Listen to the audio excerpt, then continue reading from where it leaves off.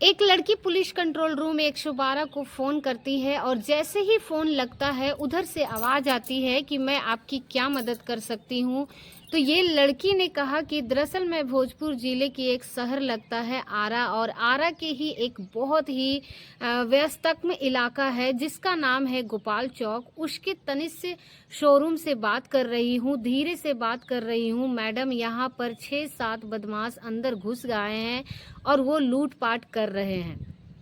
आप जितनी जल्दी हो सके पुलिस को भेज दीजिए। और जैसे ही उधर ये आवाज़ पहुंचती है, उन्होंने कुछ जानकारी और जुटाने की कोशिश की कि लड़की ने धीरे से सारी जानकारी आराम से शेयर कर दी। और उधर से मैसेज ये दिया जाता है कि आप बिल्कुल भी परेशान मत हो, जितनी जल्दी हो सकता है पुलिस आपके पास पहुंच जाएगी। अब जैसे ही फ़ोन कटता है, उसके बाद वो लड़की इम्तिहान से हो जाती है और पुलिस के पास सूचना पहुंच चुकी है।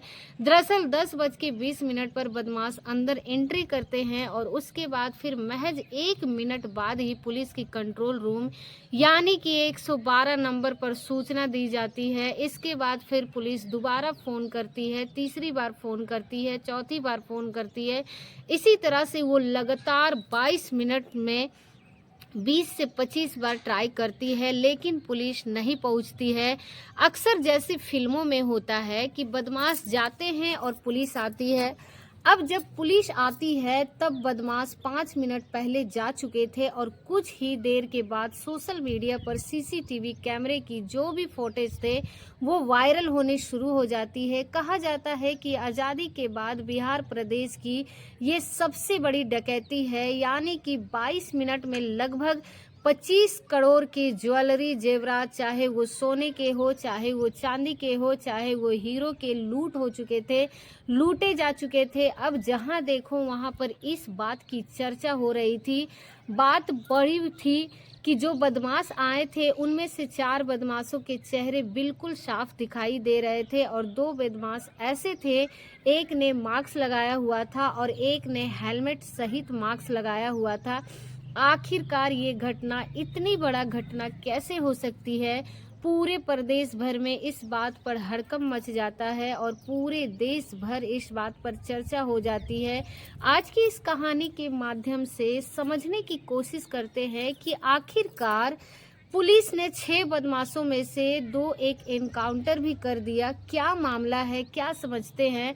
तो सबसे पहले आप सभी को मेरे तरफ से नमस्कार और आप सभी का मेरे यूट्यूब चैनल में बहुत बहुत स्वागत है।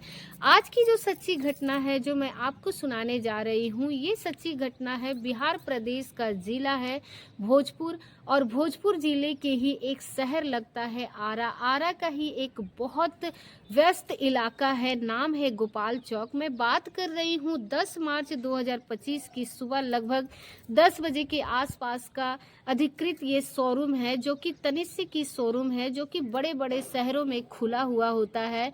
10 बजे शोरूम खुलता है और लगभग 25 कर्मचारी अपने निर्धारित समय पर यहाँ पर पहुँच जाते हैं और लगभग 15 मिनट तक ये शोरूम में जो साफ सफाई की व्यवस्थाएं थी, चाक चौगन लगा दी जाती है।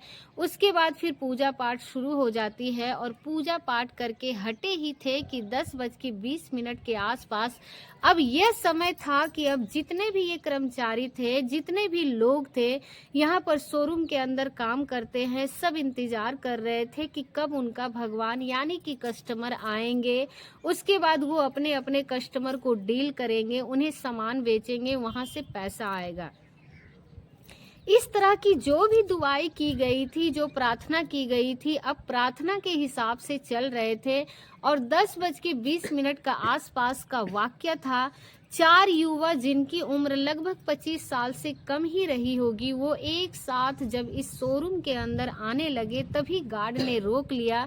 गार्ड ने यानी कि मनोज कुमार रोकते हैं और कहते हैं कि भैया बाबू रुको, 4 एक साथ नहीं जा सकते हैं। यहाँ पर नियम है कि कोई बुरखे में नहीं जा सकता है, कोई भी एक साथ 4 व्यक्ति नहीं जा सकता है, भीड़ में नहीं जा सकते हैं, आप सिर्फ 2 जा सकते हैं। बाबू 2 आराम से चले जाइए, बाकी 2 बाद में निकल जाना। जैसे ही आदेश हुआ वैसे ही उन युवाओं ने कहा कि ठीक है बाबा, आप परेशान क्यों होते हैं? हम 2 चले जाते हैं, 2 अंदर चले जाते हैं, उसके बाद फिर 2 जाते हैं, उसके बाद फिर 2 और आते हैं। उसके चेहरे पर मास्क लगे हुए थे, एक ने हेलमेट भी पहना हुआ था। अब इसी बीच में वो जो गार्ड था मनोज कुमार, वो समझ ही नहीं पाया कि अंदर जो गए हैं वो दरअसल ग्राहक नहीं, दरअसल वो कस्टमर नहीं बल्कि बदमाश हैं और यहाँ डकैती डालने के लिए आए हैं। इसी बीच में एक व्यक्ति आता है, उनका छांटवा जो आता है, सबसे आखिर में जो आता है, उसने इस मनोज कुमार के गिरवान पर हाथ डाला, उसको पकड़ा और उसको कनपट्टी पर एक पिस्तौल लगाया और उसने कहा कि हिलने की कोशिश मत करना, नहीं तो गोली मार दी जाएगी और वो अपनी जो राइफल है, इस राइफल को मेरे हाथ में दे। 2 नहीं तो फिर चोट खाओ जाओगे, मार खा जाओगे। अब एक हाथ में पिस्तौल, दूसरे हाथ में बंदूक पकड़ी हुई थी। उसके बाद उसको घसीटते हुए अंदर लेके जाता है और अंदर का भी दृश्य कुछ अलग ही था। अंदर आवाज़ लगाई जाती है, जैसे कि फ़िल्म में अक्सर होता है कि हम किसी को कोई भी नुकसान नहीं पहुंचाना चाहते हैं। हम यहाँ अपना काम करने के लिए आए हैं। हमारे बीच में जो भी रुकावट पैदा करेगा उसको नुकसान हो सकता है। इसीलिए सब के सब उस कोने में खड़े हो जाओ। सबको आदेश दिया जाता है। एक कोने में खड़े हो जाते हैं और एक रिटेल ऑफिसर होता है, वो काउंटर के पीछे जैसे ही छुपता है, एक बदमाश की नज़र पड़ जाती है और नज़र जैसी पड़ती है वो उसके पास जाता है और एक के बाद एक 3-4 थप्पड़ उसको जोर जोर से मारे जाते हैं। कहा जाता है कि जब सबको ये आदेश दिया गया तो तुम्हें क्या आदेश अलग से दिया जाएगा, खड़े हो जाओ।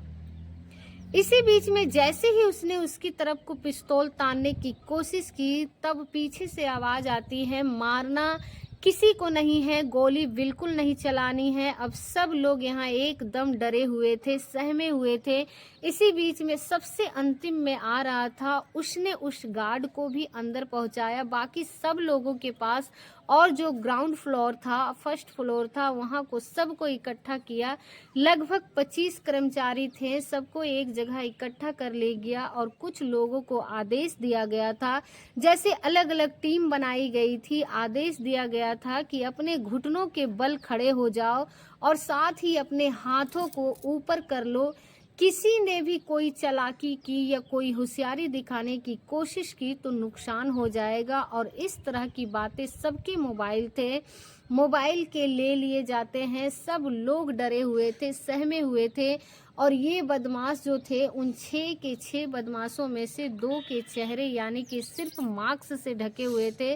बाकी 4 बदमाशों के चेहरे बिल्कुल साफ दिखाई दे रहे थे।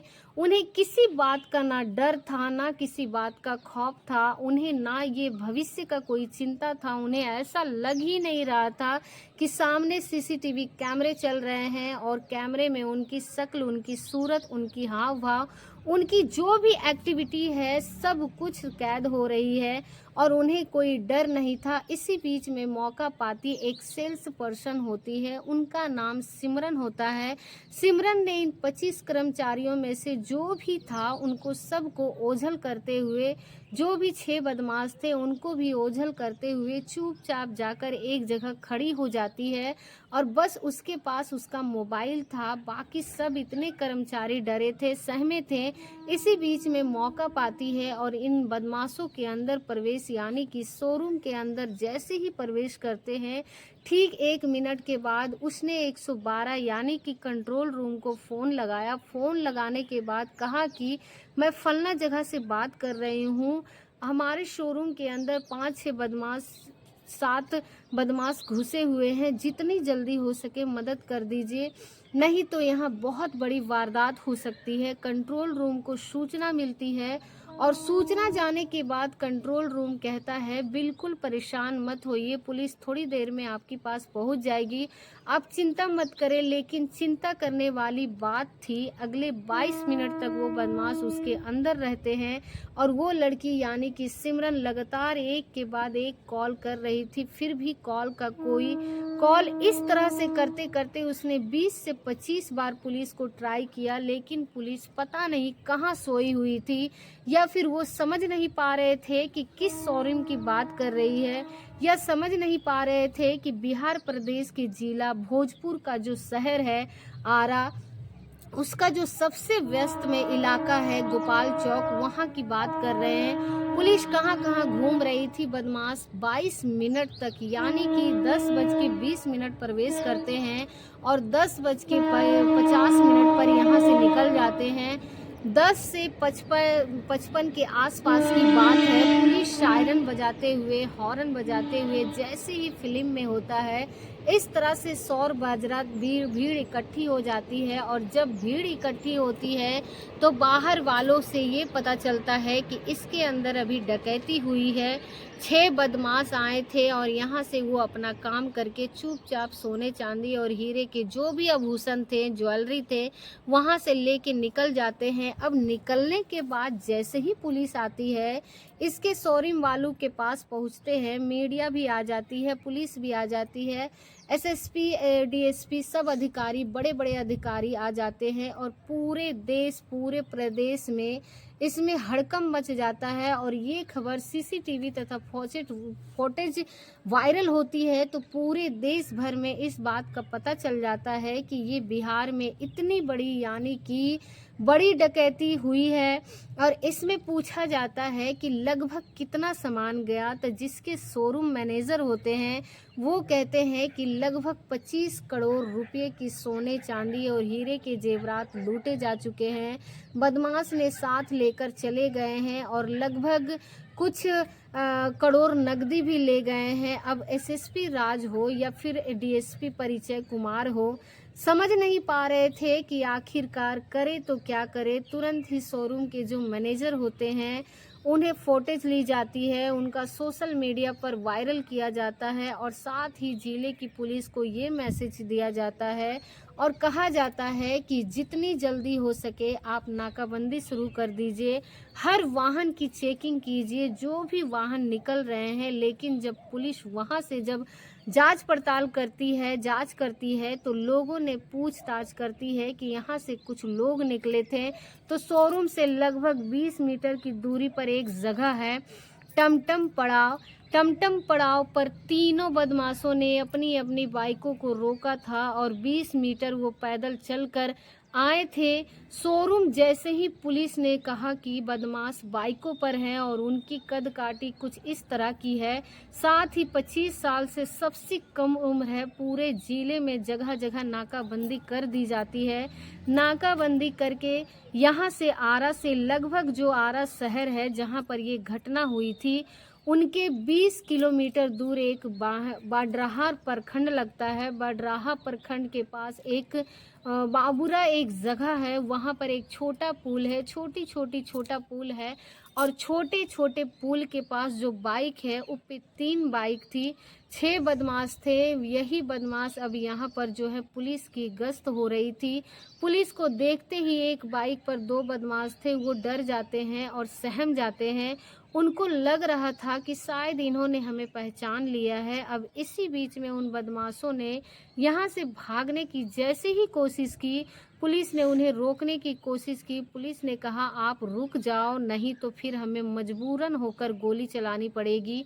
वो सुन नहीं पा रहे थे और पुलिस ने जब गोली चलाना शुरू किया तो पुलिस ने पहले गोली नहीं चलाई, बल्कि बदमाश में बताया जाता है कि बदमाश ने एक के बाद एक 12 राउंड गोली चला दी। फिर पुलिस को अपनी जान बचानी पड़ी, लेकिन पुलिस उनके पीछे जब पड़ जाती है तब वो इतने हॉपलेस हो जाते हैं कि पुलिस की गोली का शिकार हो जाते हैं और दोनों बदमाशों को गोली लग जाती है। और देखते ही देखते बदमाश आखिरकार पकड़े जाते हैं और उन्हें जो पकड़े गए बदमाश थे, उन बदमाशों में से एक सारण जिले का एक जगह लगती है सिगवाड़ा, वहाँ से रहने वाला विशाल गुप्ता होता है और एक बदमाश जिसका नाम कुणाल होता है, जो कि जिला वैशाली के सोनपुर शेमरा का रहने वाला होता है। उन दोनों बदमाशों को पकड़ा जाता है।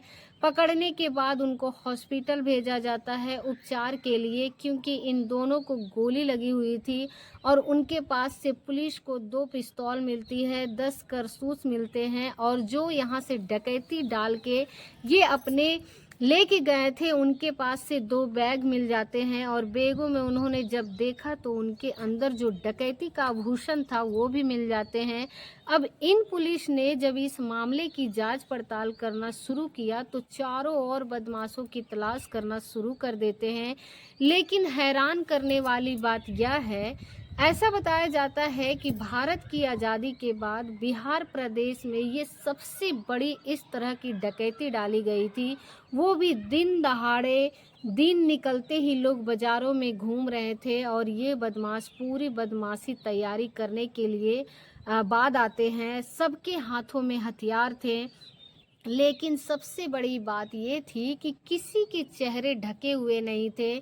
उन्हें बिल्कुल कोई खौफ नहीं था, कोई डर नहीं था। उन्हें लग रहा था कि हम जाएंगे, आराम से सब कुछ करके निकल जाएंगे, पकड़े नहीं जाएंगे। लेकिन पुलिस ने थोड़ी तात्पर्यता दिखाई। 6 में से 4 बदमाश तो भाग जाते हैं, लेकिन 2 पकड़े जाते हैं और ये पता चलता है कि सारे के सारे जितने बदमाश होते हैं जिनकी उम्र 25 साल से कम होती है और साल 2024 यानी कि पिछले साल की बात है, तनीष के ही शोरूम पर ये जुलाई 2024 में 3 करोड़ 70 लाख के आसपास के आवेदन डकैती डाली थी। इसी तरह से एक पटना के पास एक काकड़ बाग लगता है, वहाँ पर भी काकड़ बाग में भी इसी तनीष के शोरूम से ही डकैती डाली जाती है। हालांकि पुलिस इस मामले की जांच पड़ताल कर रही थी, लेकिन इस घटना ने पूरे प्रदेश की पुलिस व्यवस्था पर 112 नंबर पर कई तरह के सवाल खड़े कर दिए। जब मीडिया वालों ने इस लड़की यानी कि सिमरन से बातचीत की तो सिमरन एक ही बात कह रही थी, उसने अपनी जान पर खेलकर वहां से वो अलग जाती है और 20 से 22 बार ट्राई कर रही थी। पुलिस अगर वक्त पर आ जाती, क्योंकि बदमाशों के आने की 1 मिनट के बाद ही पुलिस के पास सूचना पहुंच चुकी थी। अगर पुलिस के पास सूचना पहुंच चुकी थी और वो वक्त पर आ जाती तो सारे के सारे बदमाश उस शोरूम के अंदर ही पकड़े जाते और इस घटना के जो अंजाम देके वो चले गए, इस तरह की घटना कतई नहीं होता, बिल्कुल भी नहीं होती। दोस्तों, इस पूरे घटनाक्रम को सुनाने का उद्देश्य किसी को परेशान करना नहीं, किसी का दिल दुखाना नहीं, बल्कि आपको जागरूक करना है, आपको सचेत करना है। और अक्सर कहा जाता है, यह बताया जाता है कि जब जब पुलिस कंट्रोल रूम यानी कि 112 नंबर पर फ़ोन किया जाता है, चाहे वो बिहार प्रदेश हो, उत्तर प्रदेश हो, महाराष्ट्र हो या फिर अलग अलग ज़िले हो, जहां पर फ़ोन पहुंचता है, फ़ोन सुनने वाला वो समझ ही नहीं पाता है लोकेशन क्या है, कहां पर पुलिस को पहुंचना है। पुलिस भले आसपास की हो और वो 5 मिनट में पहुंच जाए, ऐसा अक्सर होता है कि पुलिस सूचना मिलने के 5 मिनट या 7 मिनट के बाद पहुंच जाती है, लेकिन जो पहला फ़ोन जहां पर पहुंचता है वो फ़ोन सुनने वाला होता है, वो शायद सही से समझ नहीं पाता है कि वो जगह कौन सी है, लोकेशन क्या है, कहाँ कैसे पहुंचना है। और यही कारण है कि कई बार पुलिस चाहकर भी जल्दी नहीं पहुंच पाती है। इसीलिए पुलिस को उसके लेवल पर सुधार करने की ज़रूरत है। तो सबसे पहले फ़ोन सुनता है और कुछ ऐसी टेक्नोलॉजी की इजाज़ करने की ज़रूरत है, जैसे ही जो व्यक्ति फ़ोन करता है तुरंत उसकी लोकेशन उनके संबंधित पुलिस थाने तक पहुंच जाए और उसके बाद फिर पुलिस लोकेशन के आधार पर तुरंत तत्काल प्रभाव से पहुंच सकती है और बड़ी से बड़ी आपराधिक वारदात को रोका जा सकता है। तो उम्मीद करते हैं कि आपको ये वीडियो बहुत ही ज़्यादा पसंद आया होगा। अगर आपको ये वीडियो अच्छी लगी तो एक लाइक करके, अगर अभी तक आपने हमारा चैनल को सब्सक्राइब नहीं किया है तो हमारे चैनल को सब्सक्राइब कर वीडियो को एक लाइक ज़रूर करें, ताकि मेरा जो हौसला है वो बढ़ता रहे। और अगर हमारा पसंद अगर आया होगा तो लाइक भी ज़रूर करें। मिलते हैं ऐसे ही किसी नए वीडियो के साथ, तब तक के लिए आप सभी लोगों का बहुत बहुत धन्यवाद।